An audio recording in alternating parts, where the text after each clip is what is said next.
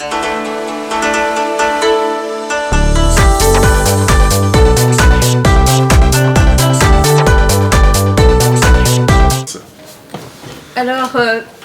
Douglas Luciuk, bienvenue au BIF. Vous êtes venu avec un film qui s'appelle Welcome to Kittytown et qui parle d'un road movie post-apocalyptique entre deux personnes qui recherchent un havre de paix dans cette zone désertique. Your movie is talking about post-apocalyptic wasteland and so on, but also about cannibalism, friendship, madness, despair, cats, and toilet paper. Where did the idea for Welcome to Kittytown come from? Well, it started with Darren Zimmer and Robert Brynman. They started a writing company. They were the two lead actors in the movie. They started a writing company 7 years ago-ish, and they came up to me. We worked a little project previous, so we kind of knew each other a little bit, and they came up to me and said, "Hey, we want to make a movie with you. We want to write a script. What kind of movies do you like?" I'm like, post-apocalyptic films, and I like dark comedy. And I said, let's combine those two together and see if we can come up with something. So they went to work, they gave me some pitches, and this was the one we chose for Welcome to Kittytown. And from there on, we workshopped the script, we worked it together, and then Bryn and Darren went to work and typed it all up. And from then on, we just started carrying on. We got a grant from our local province, a small micro-budget grant. And then from there on, we started shooting, and the rest is history, I guess, really, 6 years later. The chemistry between the two lead actors, Darren Zimmer and Robert Brynman, work quite well. And sometimes it's not difficult to have several people, several persons in the script or for the ideas. Sometimes it could be interconnected with you have this idea, but I would like this one instead. No, right. Or you had always the same line. Well, they were I think just really interested. I'd never directed a film before, so they were just interested in hearing. They wanted to I think make me happy and make the film that I kind of wanted to make. So they were very accommodating, and those two have worked together in theater for years and years and years. They're old friends, so I think it just naturally came out on screen.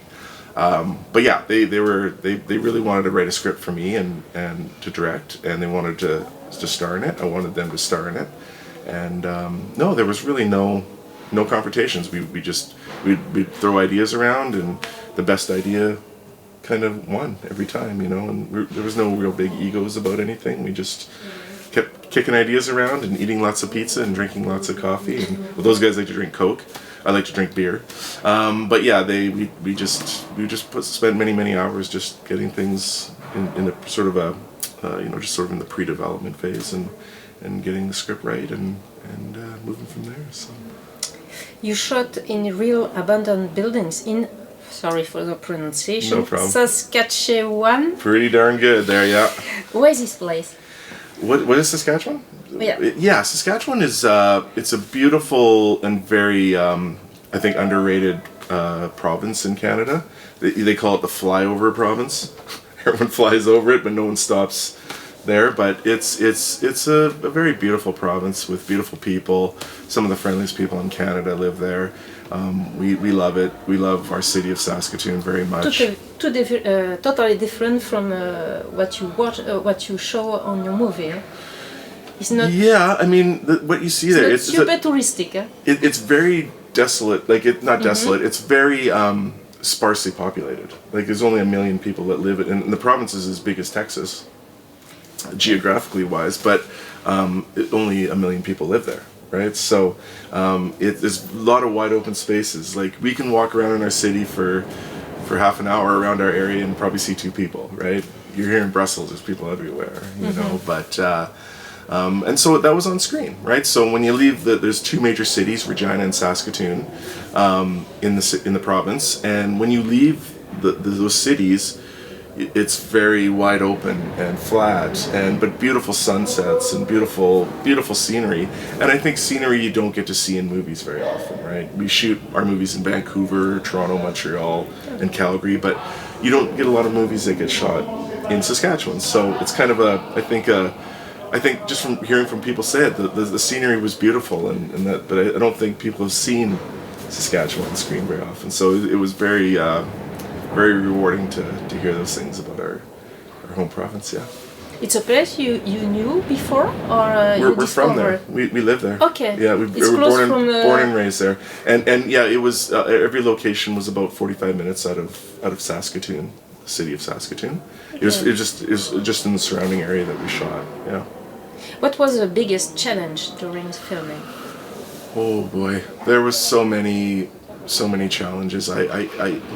I don't know that I could even put into one specific challenge. I mean, there was, to say the biggest one, literally everything was a challenge, it felt like.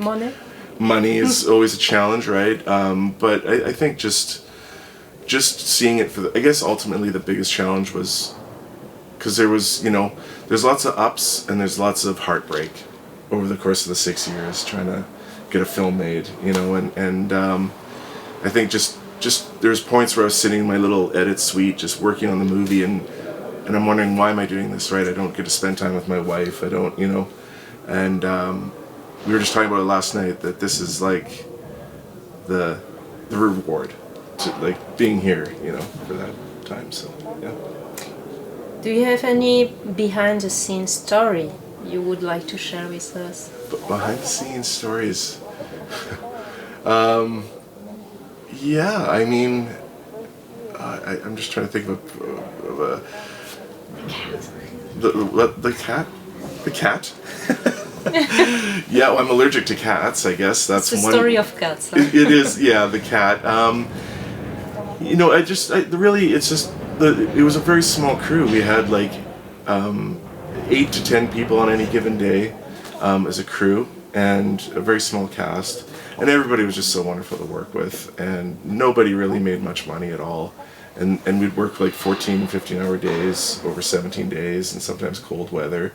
And and I put on our social media post for the Biff Film Festival that it's everybody's win. All the artists that worked on this film, for all the work that they did behind the scenes to everyone was doing 3 jobs on set, right? So, yeah. So it's really a film for them, a testament to their artistry. Yeah, I saw that the 2 main actors wrote the script also and produced also the movie. They were executive producers, yeah, on the movie, yeah. But very much involved. They were just like, tell us what happened yesterday, what happened, like they've always been really involved in it, and obviously a huge part of the film, yeah. Why Kittytown? Why Kittytown? It's a real name or no? No, it's not a real place. I think the idea came, it was Bryn's idea, I call him Bryn, Robert Brynman. It was his idea to have the mayor of Kittytown be a cat. So we were just like, okay, why not? Okay. People like cats, I don't know. I'm allergic to them, but I'm a dog person.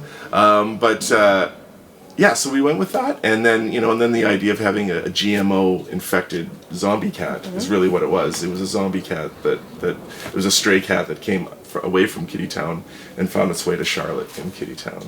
But it was a zombie cat. So, have you seen a zombie cat in a movie before? A GMO zombie cat? No, indeed. Okay. And the real name of the cat is Garfield. Garfield is the name of the cat. Yeah. I know it. Yeah. He wasn't like an actor cat. He was one of the cats, like where we shot at in that location. It's a farm area, so there's dogs, there's cats, there's cows, there's horses, and they were like, yes, I think Garfield will be here. Like they have a bunch of cats around there, and we tried hanging out with Garfield, and he was so lovely and didn't mind being cuddled and held on to, and he did a great job for his first acting performance. Yeah, for sure. Your cat you are talking about. When I saw him, there are some Pet Cemetery reference from Stephen King for me. Oh, okay. There has been a zombie cat. Yeah, when they come back, but they have also some animals and cats too. Right. I never thought of Pet Cemetery. So, but it's not a GMO zombie cat. No. Okay, totally there we different. go. That's unique. Okay. The cannibal and the cat is coming back in your movie, but it's totally different from the version of Stephen King. But when I saw the cat, I said, Pet Cemetery. Okay, I'm glad we had this conversation. Oh, yeah. Now, I'm going to use that next time. Do you have this kind of reference or in the cinema, horror movies, or I don't know, something inspiration? Yeah, I mean, the first movie I ever remember watching as a kid was The Omega Man with Charlton Heston, which later it was based off a book, of course, and then I Am Legend or whatever. But I mean, sort of the mannequins came from sort of the idea of the Omega Man. So we took some references from that. But I mean, I love the subgenre of post-apocalyptic films. I will never make any other film that won't be post-apocalyptic. Like which actually we are working on a sequel to Kittytown called Return to Kittytown. But that's another story. So no, post-apocalyptic films are just, like I said, it was one of the first films I saw was post-apocalyptic, and I'm through and through a post-apocalyptic fan. So we take from all over, Shaun of the Dead, The Road. So many people say this is The Road meets Shaun of the Dead with a little zombie land or something like that. So those are all just obviously in my top 3 favorite films, right? And then Danny Boyle, 28 Days Later. Like I could go on and on of just inspiration that sometimes directly pay homage to, and sometimes just indirectly was came through as part of the process too. Yeah. How do you feel the post-production, marketing, traveling around and so on? Yeah, this is the first. After to be so lonely in a beautiful landscape with a project during years. Yeah, in terms of now having it out, and yeah, this is our first film festival that we've ever been to. So it's been playing around the world over the last year, but this is the first one that we could. We spend a lot of money making the movie, so it wasn't a lot of money to go promote the movie. So it was nice to make it to this festival, and we felt like we could not come to this festival. We had to be here, and it's just been such an honor to be. Everybody here has just been so amazing. Like every single person has just been incredible here at the BIF, and it really made our first festival really special, because we weren't sure this is a bigger festival. Like, are we just going to be a sort of a footnote, a side note? And no, we've been treated like VIP royalty. So it's been just a real honor to be here. Yeah. Do you have a next project? The next project is that we're working on, which we want to shoot literally about a year from exactly this date, is called Return to Kittytown. It's going to be the sequel, and we got an interesting twist on how it's going to work. But I just want to make it like this is we only shot this film with the same cat. Well, I hope Garfield's still around. But we want to do it with a budget, because this movie was only made for about 20,000 euros for production budget. So we ideally want to have a bigger budget so we can tell a bigger story. We had to pare back our story to 4 characters and 4 or 5 characters and just keep it minimalized, But we have a higher concept level for the sci-fi that we want to include, like the green world that we were delving in. We want to explore more in that. And just dig deeper in the characters, but I mean, make it crazier. It's going to be way wilder. I consider this film like a little piece of dough that we put on a pizza pan, and I want to consider Return to Kittytown. We're going to stretch it out, we're going to spin it around, and we're going to get some nice sauce with fresh new ingredients, and then we're going to put that thing in the oven, and then it's a trilogy actually. And then the next movie after that, ideally, we'll eat it. But that's the project. The next project. I want to make something, get a little more Army of Darkness, a little more wild and crazy, and have a lot more fun with it, because this felt kind of reserved. And as a filmmaker, for my first time, I felt a little bit scared of certain choices. Should we say you know, you defecate yourself to death. Like, you know, should we do that? But now I don't feel any fear at all. I'm ready to make that movie that's going to blow people's minds away. You know, we couldn't afford to show Sludge Butt on screen. This time we're going to need a $200,000 budget just for the practical effects of Sludge Butt. It's going to get wild. Okay, so it means we have to keep our toilet paper. Oh, definitely keep it. Yeah. Okay. Yeah, you're going to need it for this one. Thank you for your advice. Okay, yeah, no problem. Yeah, you've been warned. If you want to say something in one sentence about your movie. It's this movie is it's all a labor of just love and just a small amount of people that came together to make something, the best movie we could make with very little money is really what it is. And you know, I think the heart of the movie that you see on screen is also behind the camera as well, right? For all the people that worked on it. So yeah, I think that came through. Thank you, Doug. Thank you so for much. this interview. Yeah, Thank I you so much. appreciate your time. Thank you. Yeah, thank you.